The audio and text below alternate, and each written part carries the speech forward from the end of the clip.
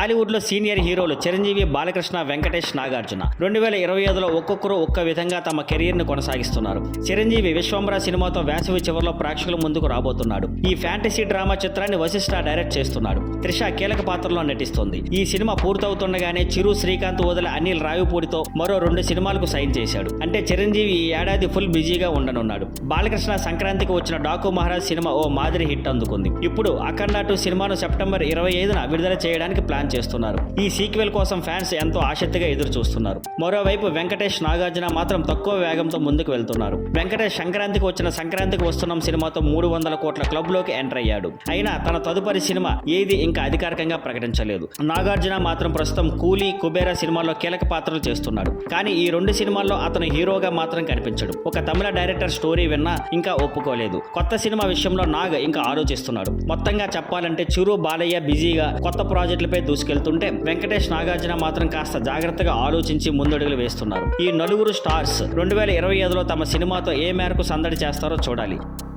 Thank you for watching. Please like, share and subscribe.